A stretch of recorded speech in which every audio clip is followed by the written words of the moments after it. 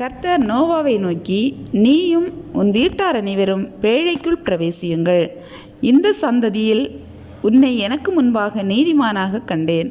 பூமியின் மீதெங்கும் வித்தை உயிரோடே காக்கும் பொருட்டு நீ சுத்தமான சகல மிருகங்களிலும் ஆணும் பெண்ணுமாக எவ்வேழு ஜோடும், சுத்தமில்லாத மிருகங்களில் ஆணும் பெண்ணுமாக ஒவ்வொரு ஜோடும், ஆகாயத்து பறவைகளிலும் சேவலும் பேடுமாக எவ்வேழு ஜோடும் உன்னிடத்தில் சேர்த்துக்கொள். இன்னும் 7 நாள் சென்ற பின்பு 40 நாள் இரவும் பகலும் பூமியின் மேல் மழையை வருஷிக்க பண்ணி, நான் உண்டாக்கின ஜீவ ஜந்துக்கள் அனைத்தையும் பூமியின் மேல் இராதபடிக்கு நிக்கிரகம் பண்ணுவேன் என்றார். நோவா தனக்கு கர்த்தர் கட்டளையிட்டபடியெல்லாம் செய்தான்.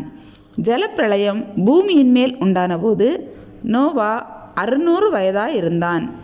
ஜலப்பிரளயத்துக்கு தப்பும்படி நோவாவும் அவனுடனே கூட அவன் குமாரரும் அவன் மனைவியும் அவன் குமாரரின் மனைவிகளும் பேழைக்குள் பிரவேசித்தார்கள்.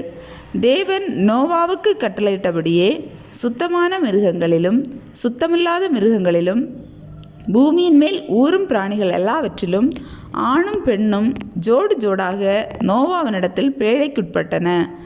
7 நாள் சென்ற பின்பு பூமியின் மேல் ஜலப்பிரளயம் உண்டாயிற்று.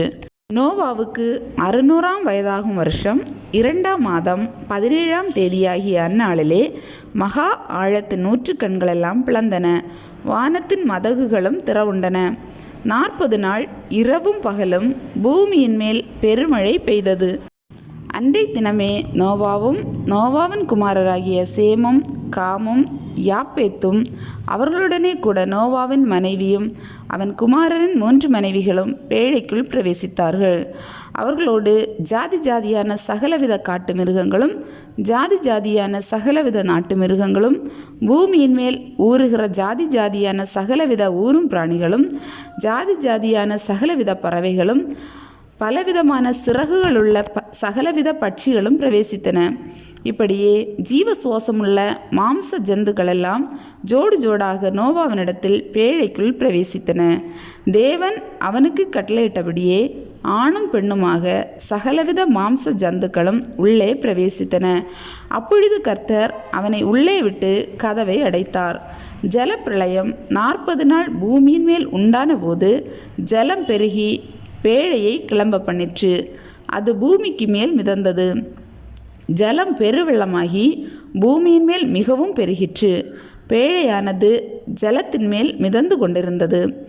ஜலம் பூமியின் மேல் மிகவும் அதிகமாய் பெருகினதினால் வானத்தின் கீழ் எங்குமுள்ள உயர்ந்த மலைகளெல்லாம் மூடப்பட்டன. மூடப்பட்ட மலைகளுக்கு மேலாய் 15 முழ உயரத்திற்கு ஜலம் பெருகிற்று. அப்பொழுது மாம்ச ஜந்துக்களாகிய பறவைகளும் நாட்டு மிருகங்களும் காட்டு மிருகங்களும் பூமியின் மேல் ஊறும் பிராணிகள் யாவும் எல்லா நரஜீவன்களும் பூமியின் மேல் சஞ்சரிக்கிறவைகள் யாவும் மாண்டன.